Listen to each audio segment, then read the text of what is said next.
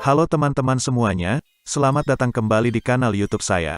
Pada kesempatan kali ini saya akan melanjutkan bagian Negara Kesatuan Republik Indonesia part kedua. Sebelumnya teman-teman semua bisa bantu subscribe kanal YouTube ini dan sebarkan kepada teman-teman yang sekiranya membutuhkan ya. Soal pertama, Insinyur Soekarno dan Moh Hatta dilantik sebagai Presiden dan Wakil Presiden Republik Indonesia pertama yang dipilih secara A. Musyawarah, B.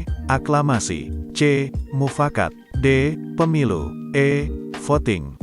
Aklamasi adalah pertemuan maupun pemilihan umum dan atau mengakui hasil pemilihan umum dalam bentuk penegasan yang dengannya seseorang dengan tepuk tangan, sorak-sorai ataupun pekikan penghargaan lain dinyatakan terpilih.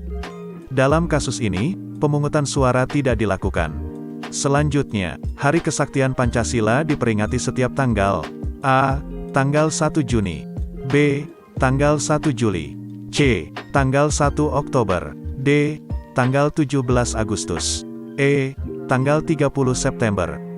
Hari Kesaktian Pancasila adalah hari nasional di Indonesia yang diperingati setiap tanggal 1 Oktober sesuai dengan keputusan Presiden nomor 153 tahun 1967.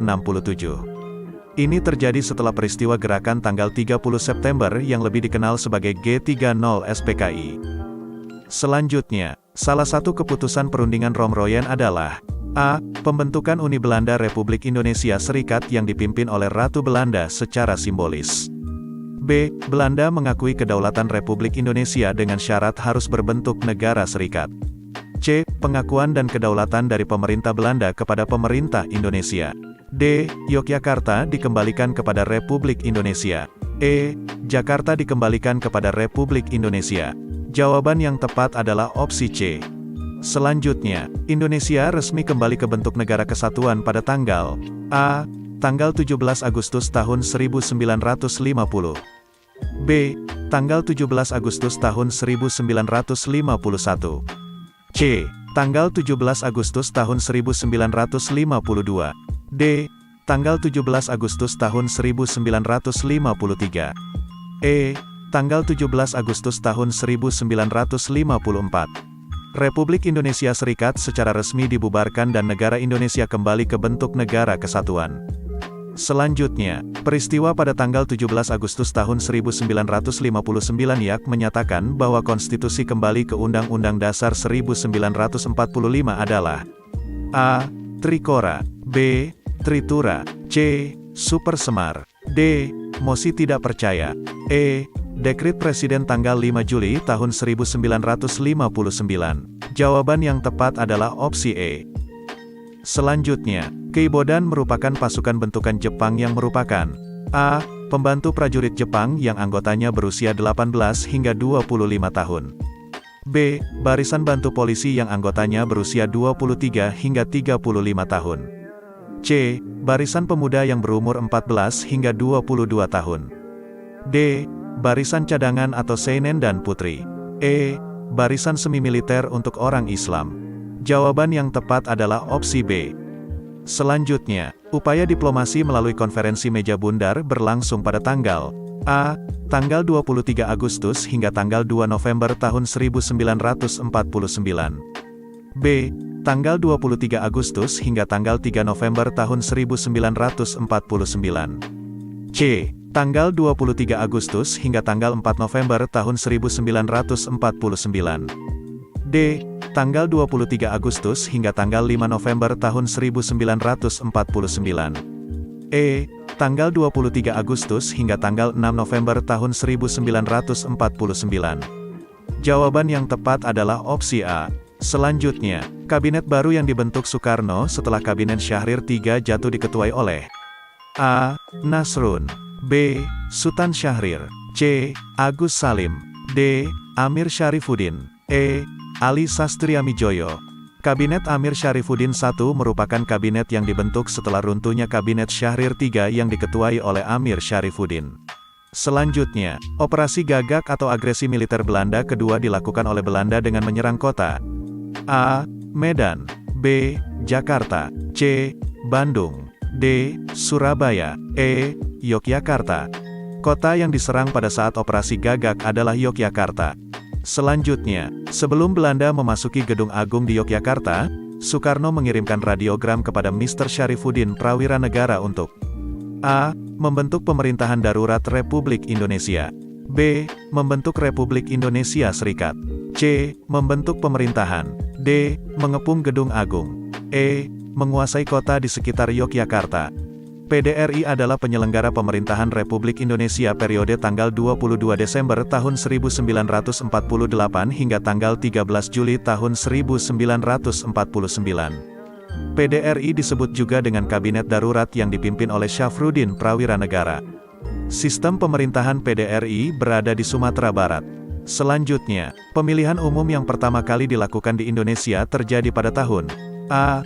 1951, B.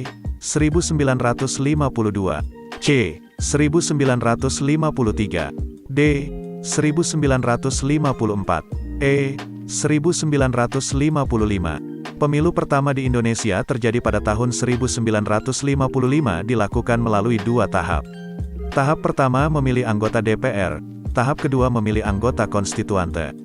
Selanjutnya, alasan dilakukannya agresi militer pertama oleh Belanda adalah A. Membentuk negara serikat. B. Menghancurkan negara Republik Indonesia. C. Ingin mengembalikan kekuasaan di Indonesia lagi. D. Melindungi tentara sekutu yang ada di Indonesia. E. Meningkatkan ekonomi Belanda melalui Indonesia. Tidak lain dan tidak bukan, Belanda ingin menduduki tahtanya kembali di negara Indonesia dengan ditandai adanya agresi militer pertama.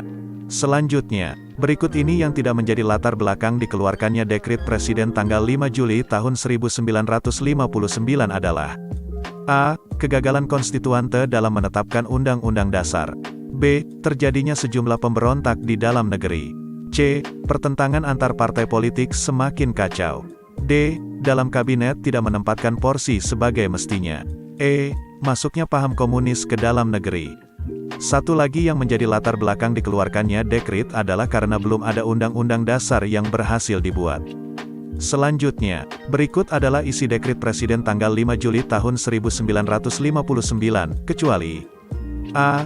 Tidak berlakunya undang-undang sementara 1950. B. Pembentukan MPRS. C. Pembentukan konstituante. D. Kembali digunakannya Undang-Undang Dasar 1945. E. Pembentukan DPAS. Jawaban yang tepat merupakan opsi C. Selanjutnya, berakhirnya masa Orde Lama terjadi sejak dikeluarkannya A. Tritura. B. Trikora. C. Super Semar. D. Ajaran Nasakom. E. Dekret Presiden tanggal 5 Juli tahun 1959. Orde Lama dalam sejarah politik Indonesia merujuk kepada masa pemerintahan Soekarno yang berlangsung dari tahun 1945 hingga 1965. Istilah ini tentu saja tidak digunakan pada saat itu, dan baru dicetuskan pada masa pemerintahan Soeharto yang disebut juga dengan Orde Baru. Selanjutnya, salah satu faktor yang mendorong lahirnya Orde Baru adalah A. Konflik fisik antara Menteri pendukung Soeharto dan Menteri pendukung B.J. Habibie. B. Demonstrasi besar-besaran di Universitas Trisakti. C. Kesatuan organisasi yang membentuk Front Pancasila diikuti pengajuan Tritura. D. Keadaan perekonomian yang semakin membaik namun lambat. Faktor lainnya yang mendorong tercetusnya Orde Baru yaitu keadaan Polekam yang semakin memburuk dan pembentukan Kabinet 100 Menteri yang masih diisi tokoh yang terlibat G30 SPKI. Selanjutnya, Super Semar dikeluarkan dengan tujuan A. Melaksanakan Orde Baru. B. Melaksanakan pembangunan nasional. C. Memulihkan stabilitas keamanan nasional. D. Mengatasi krisis keuangan yang berkepanjangan. E.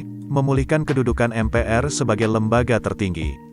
Presiden Soekarno setuju untuk itu dan dibuatlah surat perintah yang dikenal sebagai Surat Perintah 11 Maret yang populer dikenal sebagai Super Semar yang ditujukan kepada Maijen Soeharto selaku Panglima Angkatan Darat untuk mengambil tindakan yang perlu untuk memulihkan keamanan dan ketertiban.